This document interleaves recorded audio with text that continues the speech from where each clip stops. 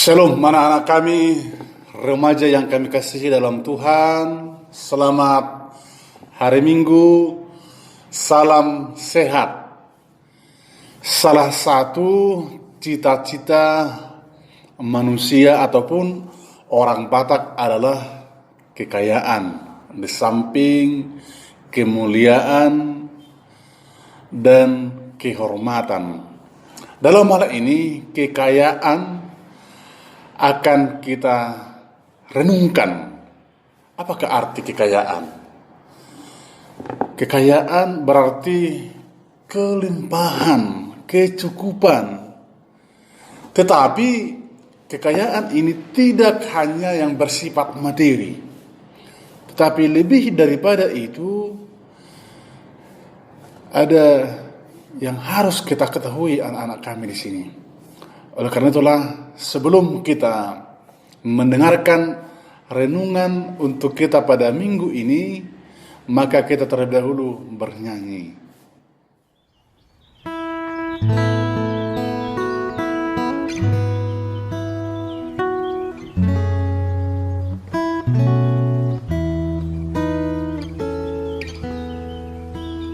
Ya Tuhan, tiap jam ku memerlukanmu. Engkaulah yang memberi sejahtera penuh setiap jam, ya Tuhan. Jika ku perlukan, ku datang juru selamat, berkatilah.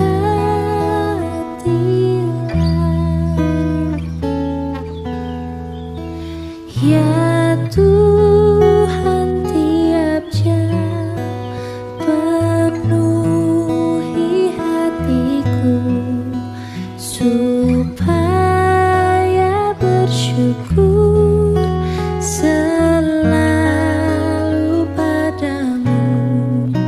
Setiap jam, ya Tuhan, jika ku perlukan, ku datang juru selamat, berkatilah.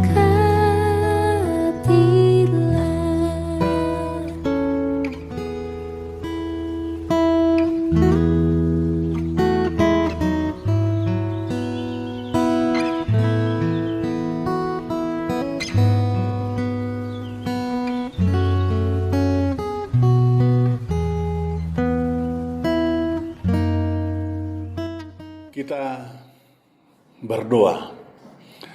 Bapa kami di surga yang kami sembah, di dalam nama Putramu Tuhan Yesus Kristus, kami bersyukur dan berterima kasih Tuhan, jikalau pada hari Minggu yang indah ini kami boleh dalam keadaan sehat, dan kami akan mendengarkan firman Tuhan untuk kami renungkan. Ya Roh Kudus, berkuasalah di dalam hati kami, ajarilah kami Tuhan untuk memahami akan kebenaran firman Tuhan. Amin. Anak-anak kami yang kami kasihi di dalam Tuhan Yesus Kristus, sebagaimana tema minggu kita hari ini adalah kaya akan segala sesuatu di dalam Tuhan. Dan nas Alkitabnya adalah dari 1 Korintus 1 ayat 5. Sebab di dalam Dia kamu telah menjadi kaya dalam segala hal, dalam segala macam perkataan, dan dalam segala macam pengetahuan. Demikianlah firman Tuhan. Anak-anak kami, siapa di sini yang mau kaya? Ayo, tunjuk tangan dulu. Ya, bagus. Semua kita mau menjadi kaya, dan tidak seorang pun kita mau menjadi miskin. Tetapi selama ini pemahaman kita, kalau kaya itu adalah harus mempunyai banyak uang, banyak aset, banyak harta secara berkelimpahan. Tapi sebenarnya tidak hanya itu. Artinya kekayaan tidak hanya selalu diukur dengan harta, dengan uang, secara fisik ataupun secara jasmani. Lalu lebih daripada itu, yang mau ditekankan Rasul Paulus, dia katakan tadi di sini, sebab di dalam dia di sini berarti Tuhan Yesus, sebab di dalam Tuhan Yesus kamu telah menjadi kaya dalam segala sesuatu, lebih daripada memiliki harta, emas dan perak. Demikianlah kita sebagai orang-orang percaya telah memiliki iman kepada Tuhan Yesus, sebab Tuhan Yesus Kristus adalah hikmat Tuhan. Sebagaimana dikatakan di dalam Yesaya 33, kekayaan yang menyelamatkan ialah hikmat dan pengetahuan. Takut akan Tuhan itulah harta benda Sion. Berarti ada di sini kekayaan yang menyelamatkan dan ada kekayaan yang dapat membinasakan. Kekayaan yang dapat membinasakan yaitu jikalau kekayaan itu di luar daripada iman kepada Tuhan, di mana seseorang akan menjadi sombong dan dia akan menggantungkan hidupnya terhadap harta benda yang fana itu. Lalu akhirnya dia akan binasa. Dia akan maut yang akan menantikannya. Tetapi dikatakan sekali lagi, kekayaan yang menyelamatkan adalah hikmat dan pengetahuan. Artinya apa? Orang-orang Kristen yang ada di Korintus, ataupun kita orang-orang Kristen yang ada di gereja kita, anak-anak kami remaja, hendaklah selalu kaya di dalam semangat, di mana selalu ingin berbuat yang terbaik, kaya di dalam kasih, selalu ingin mengasihi, selalu ingin menolong, membantu, kaya di dalam kemurahan. Walaupun orang-orang bisa menyakiti kita, tidak suka dengan kita, tetapi kita boleh mengampuni, boleh memaafkan, boleh menerima mereka. Kaya di dalam ucapan syukur. Walaupun kita mengalami banyak kesusahan, terlebih di dalam pandemi COVID saat ini, kita tidak boleh sekolah sebagaimana biasanya, tapi kita belajar sekolah di rumah, kita tetap bersyukur, kita tetap berterima kasih. Artinya, walaupun situasi kondisi tidak memungkinkan, tetapi kita senantiasa bersyukur kepada Tuhan. Anak-anak kami, saya mau mengajak kita untuk memperbandingkan, merenungkan. Misalnya ada seperti ini. Ama pendeta ada mengenal seorang yang kaya. Katakanlah dia milioner, mempunyai banyak aset, banyak mobil, banyak tanah, banyak perkebunan, bahkan ada perusahaan, pabrik. Tetapi dia mengalami banyak sakit penyakit. Dia tidak bisa menikmati tidur yang nyenyak, makan juga tidak bisa memakan sesuatu yang enak, tapi dia dibatasi hanya makan ubi misalnya karena penyakit gula. Tetapi ada seorang yang sederhana, dia biasa saja.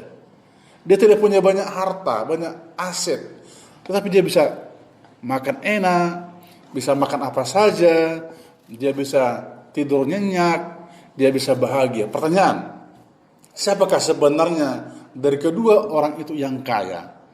Sebenarnya kalau yang sebenarnya yang kaya adalah orang yang bisa menikmati tadi, bisa menikmati hidup bersama dengan keluarganya, bisa menikmati makanan dan minuman, bisa tidur nyenyak, ya bisa semua.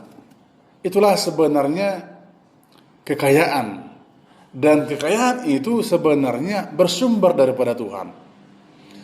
Dikatakan tadi di sini kalau orang-orang Korintus, orang-orang percaya, orang-orang yang sudah menerima Yesus Kristus adalah orang-orang yang sudah kaya di dalam segala hal, baik di dalam perkataan antara seorang dengan yang lain, saling menyapa, saling menguatkan, saling menolong, saling menasihati, dan kekayaan dalam sebuah pengetahuan.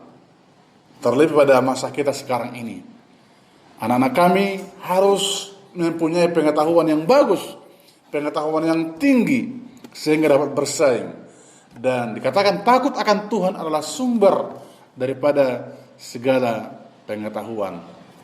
Kiranya anak-anak kami selalu bersyukur karena kita adalah anak orang kaya, anak Tuhan. Tuhanlah pemilik yang sesungguhnya, Dialah yang menciptakan, Dialah Khalik. Sehingga kalau orang tua kita kaya, kalau bapak Tuhan kita kaya, ya maka kita juga adalah orang-orang kaya. Artinya tidak hanya kaya secara fisik atau secara materi, tetapi lebih daripada itu, kita sehat, itu adalah bagian kekayaan. Kita bisa menikmati hidup bersama dengan keluarga, itu adalah kekayaan. Kita bersyukur, kita berterima kasih, dan di dalam hati kita selalu ada firman Tuhan. Karena dikatakan kalau takut akan Tuhan, itu adalah harta kekayaan di Sion. Dan sebagaimana di ayat hafalan kita di Filipi dikatakan, kalau Tuhan akan mencukupkan segala kebutuhan kita menurut kekayaan Tuhan. Amin.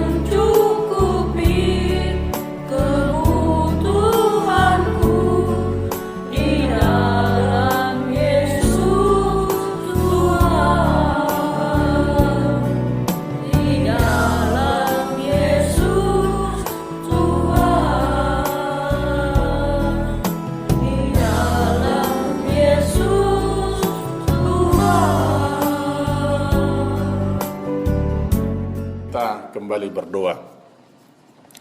Tuhan Bapa kami di surga, Bapa yang kami sembah di dalam Yesus Kristus, terpujilah nama-Mu.